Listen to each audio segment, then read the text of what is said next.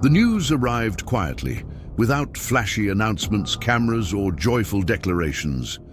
Just a simple line published in the Vatican's official bulletin: His Holiness Pope Leo XIV has appointed Cardinal Robert Sarah to a new pastoral mission in the Roman Curia. That was it. No grandiose titles or prominent roles were mentioned. But that single sentence was enough to silence the Catholic world, because behind those words lies more than an appointment. There is a story, a sign, a surprise. Before we continue, subscribe to the channel if you're truly a devout Christian, and leave a comment with your city and name so we can pray together for your life. No one expected Robert Sarah to be the focus of such a decision. He is not just any cardinal. For many, he is a representative figure, a pastor of the African Church who is steadfast, speaks with doctrinal conviction, and lives his faith with depth. For years, he has been seen by millions as one of the great hopes of global Catholicism. His courage, contemplative spirituality, and way of defending tradition have made him beloved by many. In 2010, when Pope Benedict XVI placed the red biretta on him, many saw the beginning of something greater. Some even said he could be a future pope, the first African in centuries. Though that did not happen, what has occurred now is perhaps equally significant, because Pope Leo XIV's decision about Sarah reveals much. This appointment is more than a formality. It is a confirmation, an evangelical way of saying, this man still has a mission, still has a voice, still has much to offer. The new role is not merely symbolic, it involves a specific task. What's striking is not just that he was chosen, but how it happened. After the 2025 conclave, many wondered what would become of key figures like Sarah, who was not elected pope. For some, this was a disappointment, especially in Guinea, where he is a central figure. Some believed he would be sidelined, neglected, or forgotten. But Leo XIV is not a leader who acts hastily or strategically. He is a pastor who observes, listens, and prays before deciding. Instead of announcing immediate changes, he chose to pause, breathe, listen to what the Church feels, and above all, discern. Choosing a new pope did not mean discarding the past, but understanding what God desires for this time. That's why, weeks after his election, he decided to place his trust in Sarah. The choice was surprising, not because he isn't a good fit, but because many believed his time in the Curia had ended after leaving the Congregation for Divine Worship in 2021.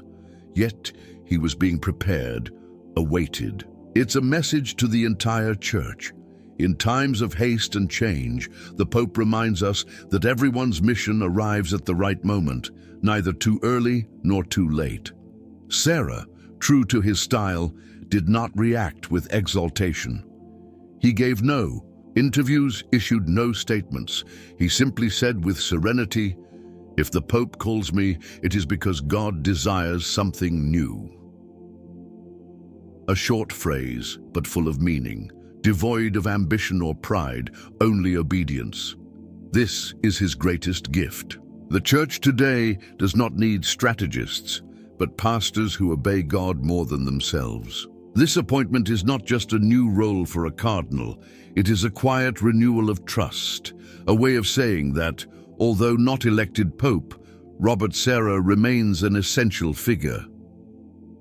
The role, still without an official name, will be linked to evangelization, interreligious dialogue, and the formation of new missionaries, a deeply spiritual and challenging task, without external glamour but with eternal weight.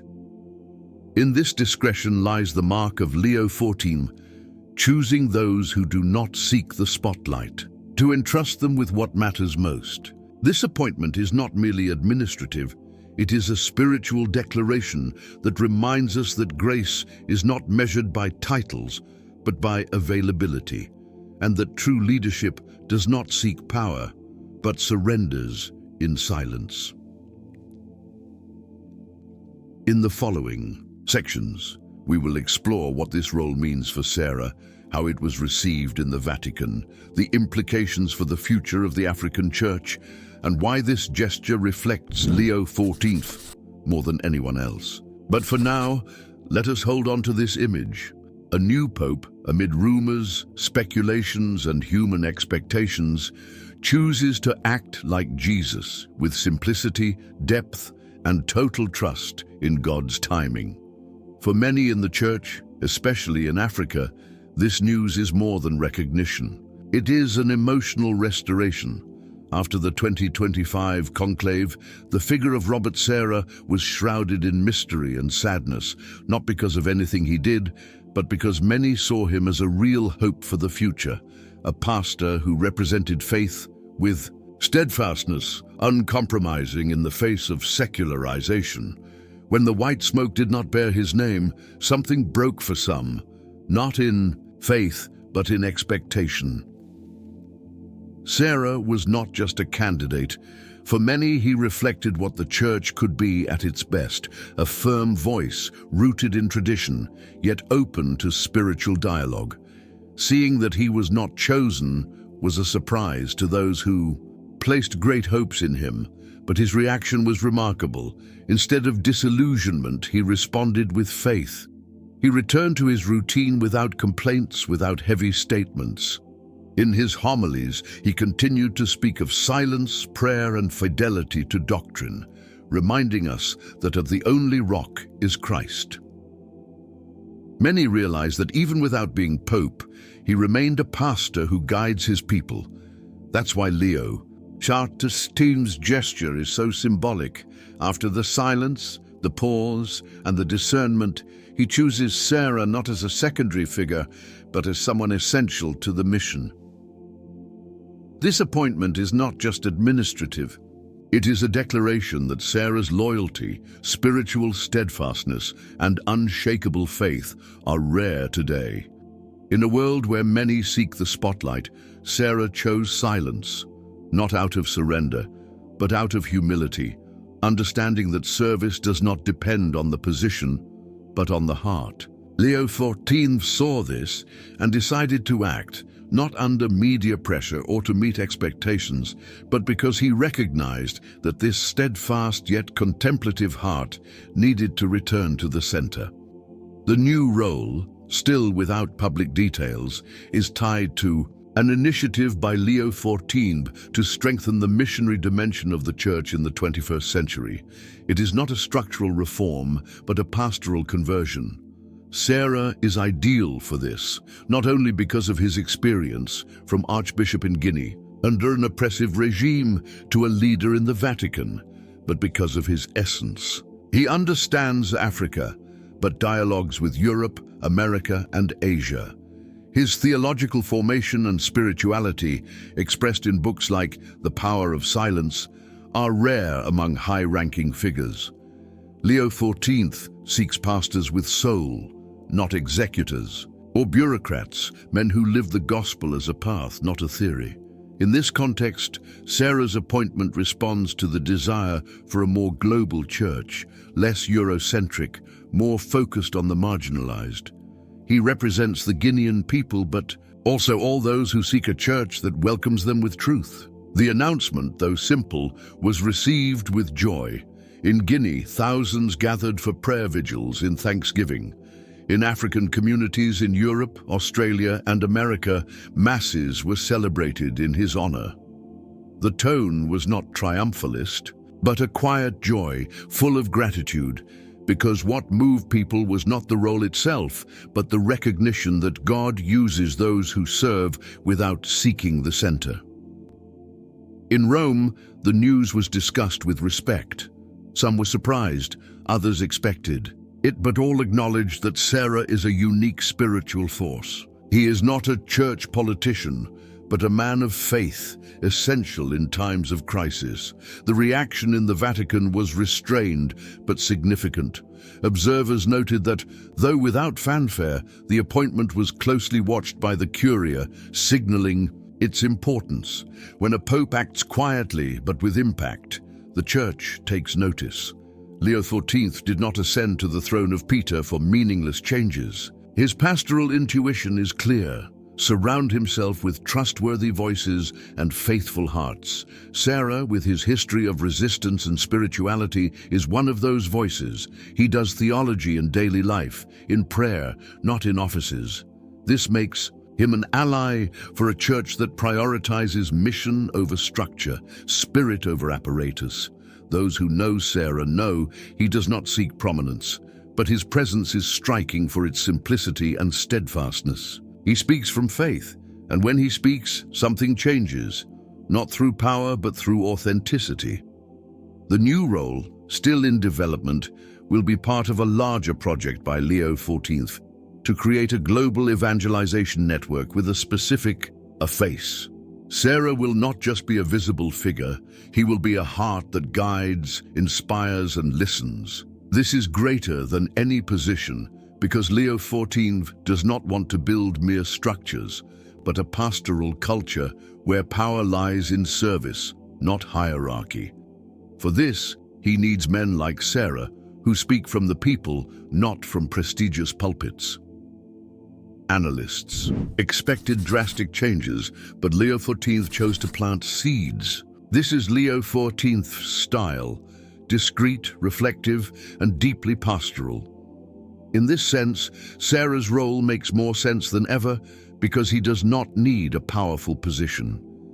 His power is spiritual, and his authority is not imposed, but recognized by all, because people feel heard and guided where he is. In a world full of shouting voices, this ability is already a revolution. We are thrilled that Sarah has been chosen for a task with global impact, because beyond being Guinean, he is universal, not only because of the languages he speaks, but because he uses the language of sincere faith, truth spoken with courage and steadfastness that is not learned but lived. This is more valuable to Leo XIV than political experience or administrative skill, because his focus is not technical but spiritual. He wants to rebuild the church from its foundations, from the gospel, and knows that for this he needs pastors like Robert Sarah. Thus, although this appointment has not dominated headlines, it is one of the most significant so far, because it marks not just a role, but a direction, a style, a spiritual alliance between two different men, united by faith, humility, and the desire for the church to increasingly resemble Christ. The reactions came quickly from the heart of West Africa to Catholic communities scattered across the world. The appointment of Robert Sarah as a centerpiece in Leo XIV's evangelization was received with a mix of hope and serenity. For many, it was not just another task, it was a reaffirmation, a gesture that told the Catholic world, he is still here and he still has a mission. In Guinea, the news was received as if a son had been called to a sacred responsibility, not out of national pride, but because Sarah represents much more than a cardinal. For his people, he is a symbol of resistance, a pastor who faced oppression and kept the faith in dark times. Do you believe Robert Sarah is prepared for this great mission? Leave your opinion in the comments below. Churches filled up and social media overflowed with messages of gratitude, not so much to the Pope, but to God, because many felt that this appointment was not just an institutional decision, but a gift from heaven, a way of saying that, despite the divisions and debates in the church, there are still leaders who do not need to shout to be heard, pastors who do not need titles to lead. Sarah, with his steadfast humility and contemplative spirituality, represents this better than anyone. In every homily, every writing, every moment of silence, he communicates something that cannot be taught, the experience of being touched by God. This did not go unnoticed, neither in the Vatican nor among ordinary faithful, because the Catholic people may not know the details of a role, but they recognize when a pastor speaks from the heart. Leo XIV knows this, And that's why, in entrusting this new mission to Sarah, he needed no explanations. The appointment itself was the message, and that message was clear. In the new phase of the church, we need fewer decorative leaders and more reliable witnesses. Sarah is one of them, because in him people see a brother, a father, a man of God, someone who kneels before the suffering of the people, who speaks with conviction when addressing the deepest matters of faith. This authenticity is what we need most today, in a moment when many voices within and outside the church seek to impose their views.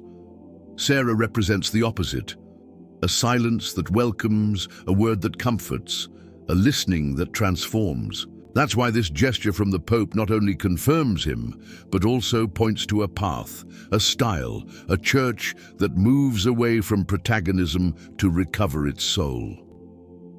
In the Vatican, some analysts wondered if this appointment could be the start of an even greater role in the future, if Sarah could become one of the architects of Leo XIV's pastoral project. Though there are no official confirmations, the facts speak louder than speculations. If the Pope entrusted him with a global evangelization vision, it is because he considers him not only sufficient, but necessary. In this new phase, it is not enough to know theology or manage structures. A mystical presence, a spiritual authenticity is needed. Sarah has this and has always shown it. But now, under Leo XIV's attentive gaze, his witness shines anew, not because his essence has changed, but because he has been given space for that essence to bear more fruit. This is a gift not only for him, but for the entire church, because every action of Sarah reminds the church of its true vocation, to be a bridge, not a wall, a home, not a court, service, not a spectacle. This is the church that many faithful, especially the young, seek with their hearts, not an ideal church, but a genuine one.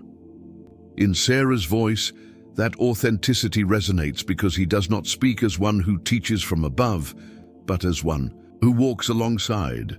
Many recalled, after the announcement, a phrase he said years ago in a homily in Conakry.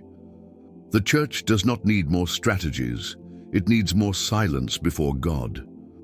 This has been his motto, lived out in his life. Now that the Pope places him at the center of his pastoral vision, it is not so much the decision that surprises, but the opportunity for that spiritual silence to grow and continue touching those who need it most. While the media debated what Robert Sarah's new role might mean in many Christian communities around the world, there were more practical actions than discussions. Silent prayers, vigils of hope. The appointment was not seen merely as a political gesture, but as guidance amid confusion, not for what it symbolizes, but for what it inspires. Many young Catholics, especially in Africa, and conservative communities in Europe and America, felt that this gesture from the Pope spoke directly to them. Sarah is not a distant or idealized figure. He is someone who faced doubts, suffered under oppressive regimes, and never feared showing his faith, even under pressure. A pastor with a human face in a church that sometimes feels distant is crucial. That's why this new charge is not just an opportunity for him, but for the church. Through Leo XIV, the church reaffirms that steadfastness is essential, that fidelity guides, and that humility has a place in the spaces where the most important decisions are made. Sarah was not called for convenience, but for coherence. He does not shout, but convinces. He does not seek protagonism, but transforms. In a time when more witnesses than words are needed, he is living proof of this. Rumors of possible tensions during the conclave, suggesting a distancing from Sarah, lost strength, not through official denials, but over time. If Leo XIV had wanted to distance himself from Sarah, he would have acted quickly. Instead, he waited, reflected, prayed, and called him. This gesture speaks louder than any speculation. Here we see the style of the new Pope. He does not react to pressures. He acts from the heart. with patience. When he entrusts a task, it carries spiritual weight, not just responsibility. Sarah, for his part, did not seem surprised or euphoric, only grateful. In his first words after the announcement, he said, "I only want to serve where I am needed, even if in silence, even if in the smallest place." For those who know him, this is not a beautiful phrase, but a profound truth. He has always lived in the small, the hidden, the prayerful, and this attitude is exactly what Leo XIV desires for the new church. Not an army of strong men, but a group of pastors who serve with soul, not a court of officials, but a community, close to the flock. In many parishes in Africa, Europe, and America, the announcement became a reason to renew the mission, not as a strategy, but as inspiration. Prayer nights, retreats, and youth gatherings were organized with a clear message. The Pope chose someone like you, like me, someone who prays, doubts, and hopes. In this identification, many rediscovered hope, something vital in a time when so many have lost faith or distrust institutions. Seeing the church trust in simple men is a powerful affirmation. It is not enough to talk about synodality or renewal. They must be lived. In Sarah, this is seen in gestures, in his way of being, of looking, of guiding with steadfastness and silence, rejoicing with those who hope. The impact of this gesture goes beyond the church. It has a spiritual and pastoral effect. Leo XIV's message is clear. The church has not forgotten its silent prophets. If anyone thought only the powerful mattered, look again. See Leo XIV, see Sarah, and remember that silent fidelity, when upheld, always finds its place. Without noise, without ambition, without the need for headlines or attention, Robert Sarah returns to the heart of the church, not as a leader, but as a servant, not as a symbol of power, but as a witness to a faith lived in daily life. Leo XIV called him, and he responded, as always, with calm steadfastness, measured words, and an open heart. This gesture, though small, is full of meaning because, in a church often divided by opinions, power struggles, and ideologies disguised as religion, Sarah's appointment shows something different, the intention to return to the essential.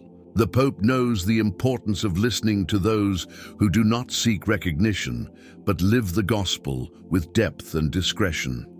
That's why he trusts Sarah, because he knows he does not need to control or convince him. It is enough to walk, and where Sarah goes, people feel accompanied, heard, understood. This gesture was so well received because it shows that the new Pope does not act only with reason, but with heart, letting the Spirit guide him, even if it means going against expectations. In a world that values efficiency, speed, and results, Leo XIV chose to pause, observe, and decide. The choice of Sarah is not only pastoral, but prophetic, showing the church that it is not power that defines us, but fidelity. Sarah's fidelity was clear even when he was not chosen, even when some forgot him, even when many thought his time had passed. But God's timing does not follow human calendars. Sometimes the mission comes after disappointment, when one stops expecting and the Lord fills that void with something new. That's what happened with Sarah. After the silence, the voice; after the pause, the sending; after the waiting, the response. His response, as always, was humble. "I have no great things to offer, only my faith." A short but powerful phrase because nothing more is needed. It is not about shining, but serving. Not about winning, but saying yes, like Mary, like Peter, like so many who let God work in their lives. This appointment is not an end, but a new beginning, not only for Sarah, but for the entire church. Many see themselves reflected in him, not in his titles, but in his faith, his perseverance, his way of moving forward when the applause fades. Because that's where the true mission begins, when no one is watching, but God still trusts. This moment makes it clear that the Church still has men of God who do not use their position to stand out, but to serve, who do not hide in power, but transform it into a bridge. Sarah affirms that the only leadership that transforms comes from prayer, from shared suffering, from hope built day by day. For those who admire him, this appointment is a joy. For those who doubted, a response.